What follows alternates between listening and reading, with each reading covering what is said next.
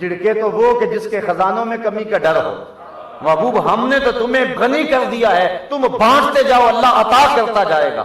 اللہ اکبر، اتنا دیا کہ محبوب خود کہہ رہے ہیں سل یا ربی یا ربی، یا ضرورت ہو تو مانگ لو۔ عرض کرتے ہیں انی اسالک مرافقتک فی الجنہ، مجھے جنت میں اپنا قرب دے دو۔ فرمایا یہ تو دے دیا، کچھ اور بھی مانگ لو۔ ہیں آج وہ مائل بعطا، اور بھی کچھ مانگ، ہیں آج وہ مائل بعطا، اور بھی کچھ مانگو حضور کی چوکھٹ سے۔ وہ کسی نے کہا تھا کہ حاتم طائی ایک 12 دری میں بیٹھا تھا اور ایک سائل آیا، اس نے مانگا، اس نے جھولی بھری، وہ پھر بہروپ بدل کے دوسرے دروازے سے آ گیا۔ حاتم طائی نے پہچان لیا کہ یہ بھی لے کر گیا خیرات، لیکن اتنا دریا دل تھا، اس نے پھر اس کو جتلایا نہیں، پھر جھولی میں خیرات ڈالی۔ وہ تیسرے دروازے سے ایک اور روپ دھار کے آیا، اس نے پھر دیا۔ 12 دروازوں سے وہ 12 روپ دھار کے آیا، لیکن اتنا سخی دل تھا حاتم طائی، اس نے ہر بار دیا۔ من انداز قدرت را می شناس، بہر رنگے کے خواہی جامہ می پوش، تو جس رنگ میں مرضی آ جا میں تجھے پہچانتا ہوں۔ اس نے ہر بار پہچانا اور ہر بار دیا۔ اس نے کہا اپنے نبی کا کوئی ایسا واقعہ سنا سکتے ہو دریا دلی کا؟ مسلمان نے کہا یار تو عجیب بات کرتا ہے، حاتم طائی کے محل کے 12 دروازے تھے اور ہر دروازے سے آیا، اس نے ہر بار دیا، لیکن میرے نبی کے دروازے پر جو ایک بار آ گیا پھر دوسری بار آنے کی ضرورت ہی نہیں رہی، وہ تو دروازے ختم ہو گئے نا۔ اللہ اکبر، جو ایک مرتبہ آ گیا پھر دوبارہ آنے کی ضرورت نہیں رہی۔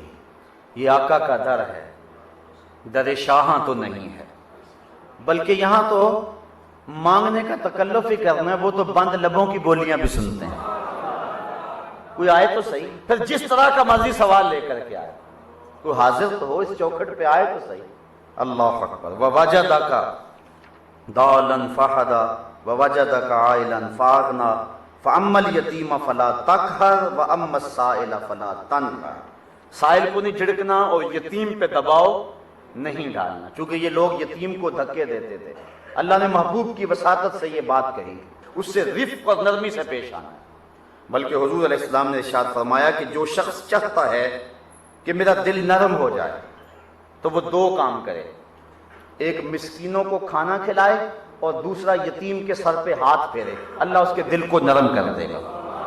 جس کا دل سخت ہے یہ 2 کام کیا کرے، اللہ دل نرم کر دے گا۔ اور ایک روایت کے لفظ ہیں جس کو حضرت ابن عمر نے روایت کیا ہے کہ جب کوئی یتیم روتا ہے اللہ تعالیٰ فرشتوں کو کہتا ہے کہ اس یتیم کو کس نے رلایا، جبکہ اس کا باپ مٹی میں ہے، تو پھر ساتھ اللہ تعالیٰ ارشاد فرماتا ہے کہ میرے فرشتوں تم گواہ ہو جاؤ، جو شخص اس یتیم کو چپ کروائے گا اور اس کو راضی کرے گا، قیامت کے دن اسے میں راضی کروں گا۔ اللہ اکبر، میں اسے قیامت کے دن راضی کروں گا۔ اللہ اکبر، یہ حضور کا دیا ہوا دین ہے۔ انا وکافل الیتیم لہو او لغیرہ کہاتین، میں اور یتیم کی کفالت کرنے والا اس طرح ہوں گے جس طرح یہ میری 2 انگلیاں ہیں۔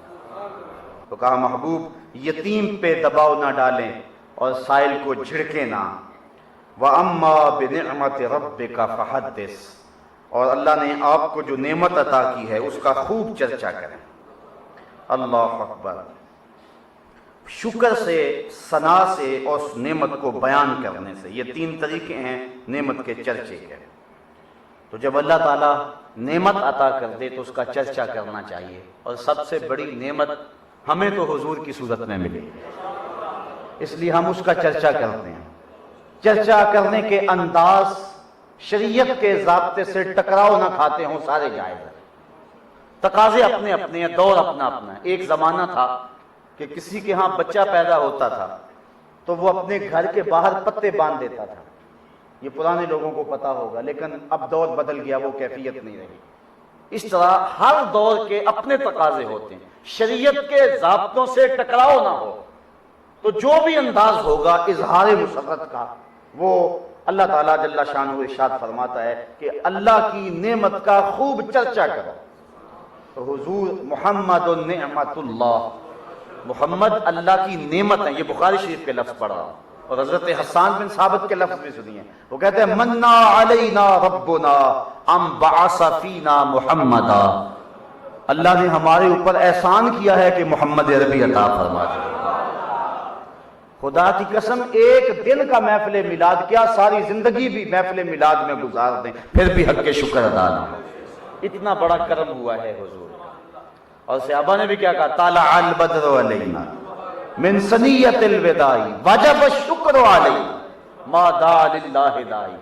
کیسا حسن تھا، کیسی مسرتیں تھی۔ جب حضور مدینے میں داخل ہوئے، تفرق الغلمان والولدان فی الطرق ینادون یا محمد آہو یا رسول اللہ، بچے بوڑھے جوان گلیوں میں پھیل گئے اور حضور کو دیکھ کر نعرہ کیا لگاتے تھے، یا محمد یا رسول اللہ۔ امام صالحی سبل الہدا والرشاد کے اندر فرماتے ہیں، وہ حضور کو دیکھ کے نعرہ لگاتے تھے، جاء محمد جاء رسول اللہ، جاء محمد۔ میں کہتا ہوں نعرے لگائیں، اگر موجودہ نعروں سے کسی کو اختلاف ہے چھوڑ دیں ان کو، لیکن جو صحابہ نے لگائے تھے وہی لگا لیں، جاء محمد جاء رسول اللہ۔ کیسا خوبصورت نعرہ ہے، میرا ذوق ہے آج میرے ساتھ یہ نعرہ لگا لیں آپ۔